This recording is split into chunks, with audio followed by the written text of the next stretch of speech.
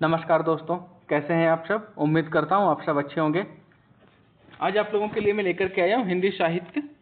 हिंदी साहित्य का जीरो से शुरू करते हैं, जीरो से इंड तक जाएंगे। तो हिंदी में 3 प्रकार का साहित्य मिलता है, गद्य, पद्य और चंपू।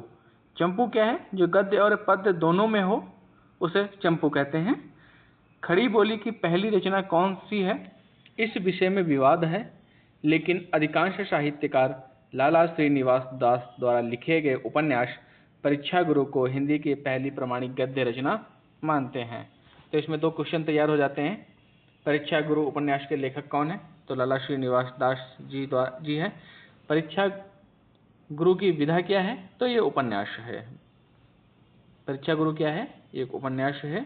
किसके द्वारा लिखित है? तो लाला श्रीनिवास दास द्वारा लिखित है।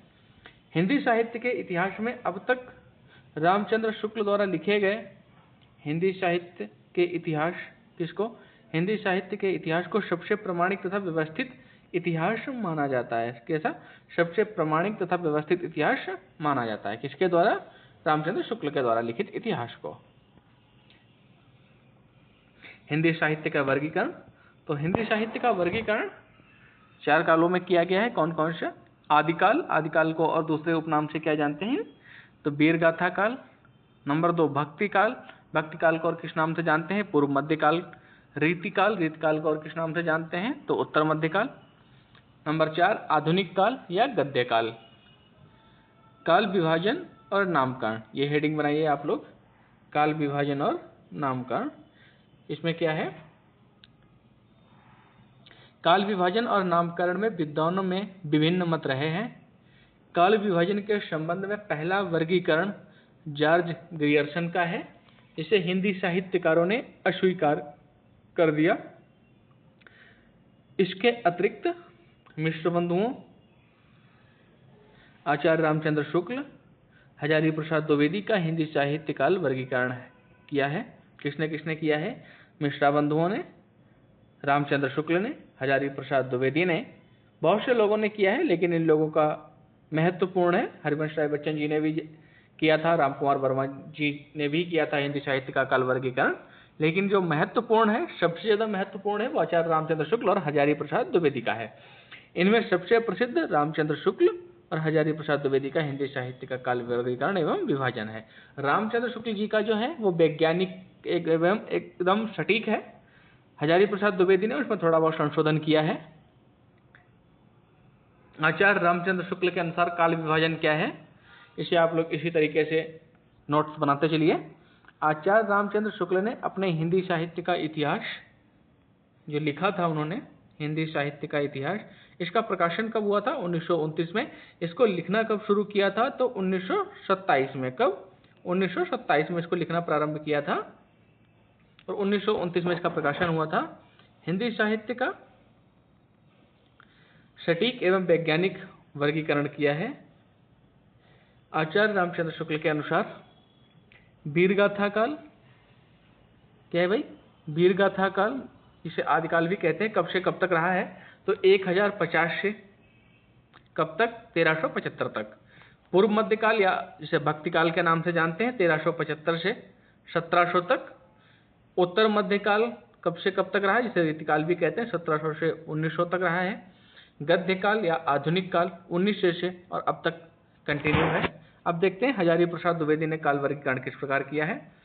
तो हजारी प्रसाद द्विवेदी ने बहुत थोड़े से संशोधन किए हैं। कितने? बहुत थोड़े से किए हैं।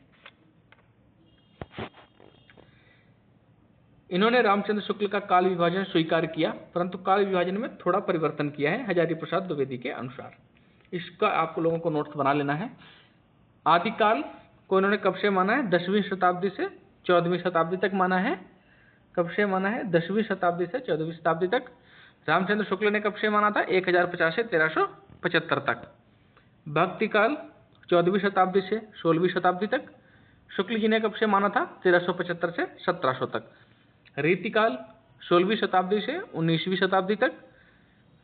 शुक्ल जी ने 17वीं शताब्दी से 1900 तक। तो यहाँ तक ये ठीक है। आधुनिक काल 19वीं शताब्दी से अब तक। तो ये तो इनके सेम हो गए, हजारी प्रसाद द्विवेदी का और इनका सेम है, मिलता जुलता है, थोड़ा सा डिफरेंस है। अब देखते हैं आदर्श काल वर्गीकरण एवं विभाजन, जो मान्य है और जो हर जगह माना भी जाता है। आदिकाल 1000 ईस्वी से 1350 ईस्वी तक, भक्तिकाल 1350 ईस्वी से 1650 ईस्वी तक, रीतिकाल 1650 से 1850 ईस्वी तक, आधुनिक काल 1850 से और अब तक कंटिन्यू। नेक्स्ट देखते हैं हिंदी साहित्य का वर्गीकरण। तो आदिकाल, जिसे वीरगाथा काल भी कहते हैं।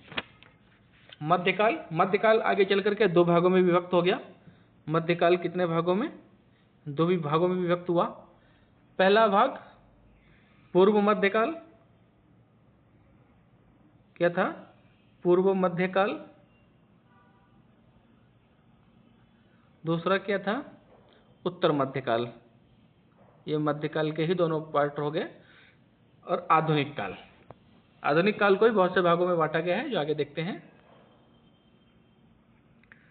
आदिकाल में अब हम पढ़ेंगे, अब इन सब कालों को अलग अलग पढ़ेंगे। इन कालों में कौन कौन से कवि हुए हैं और उनकी प्रसिद्ध रचनाएं भी देखेंगे उसके बाद। तो आज सिर्फ देख लेते हैं कि हम क्या क्या पढ़ेंगे। तो आदिकाल में हम क्या पढ़ेंगे? सिद्ध साहित्य, नाथ साहित्य, जैन साहित्य, चारणी साहित्य, प्राकीर्णक साहित्य, अपभ्रंश काव्य और फुटकल रचनाएं जो अलग मिलती हैं, छुटपुट रचनाएं या दोहे पंक्तियां। आदिकाल के अंतर्गत हम इसको पढ़ेंगे। इसके बाद मध्यकाल के अंतर्गत हम क्या क्या पढ़ेंगे? तो मध्यकाल के अंतर्गत 2 पार्ट्स में पढ़ेंगे। पहले पार्ट में भक्तिकाल या पूर्व मध्यकाल, दूसरे पार्ट में रीतिकाल या उत्तर मध्यकाल। तो पहले पार्ट में जो भक्तिकाल या पूर्व मध्यकाल है, उसमें हम क्या क्या पढ़ेंगे? राम भक्त काव्य, इसमें जैसे तुलसीदास हुए हैं ऐसे, कृष्ण भक्त काव्य जिसमें सूरदास है, रसखान है, संत काव्य, सूफी काव्य, आख्यान काव्य और फुटकल रचनाएं। उत्तर मध्यकाल में क्या पढ़ेंगे? जो रीतिकाल का दूसरा पार्ट है, तो उसमें हम पढ़ेंगे रीतिबद्ध कवि, रीत सिद्धि कवि और रीत मुक्त कवि। ये पढ़ेंगे कौन कौन से कवि हुए हैं और उनकी रचनाएं कौन कौन सी हैं। आधुनिक काल में क्या क्या पढ़ेंगे हम? भारतेंदु युग, द्विवेदी युग, छायावादी युग। छायावादी युग के फिर पार्ट्स हैं जिनको बहुत ज़्यादा डीप नहीं जाना है, क्योंकि मुझे IAS और PCS की तैयारी नहीं करवानी है। टीचिंग वैकेंसी से और यूपी टेट इससे संबंधित तैयारियां करवानी है, तो बहुत ज़्यादा डीप नहीं, लेकिन ऐसा भी ना हो कि कुछ भी छूटने ना पाए, कहीं से एग्जामिनर कुछ भी पूछे तो सब कुछ पढ़ाया हुआ ही आना चाहिए। तो छायावादी युग में कौन कौन से पार्ट हैं? छायावाद और छायावादोत्तर या शुक्लोत्तर युग। तो शुक्लोत्तर युग के भी 3-4 पार्ट हैं। इसमें प्रगतिवाद, प्रयोगवाद और नई कविता।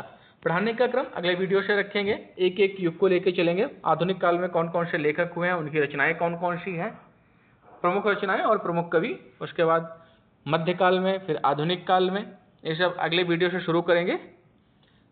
इस वीडियो में सिर्फ आप लोग इसको इतना बना लीजिए और अगले वीडियो से, अगले क्लास से शुरू करेंगे पढ़ना।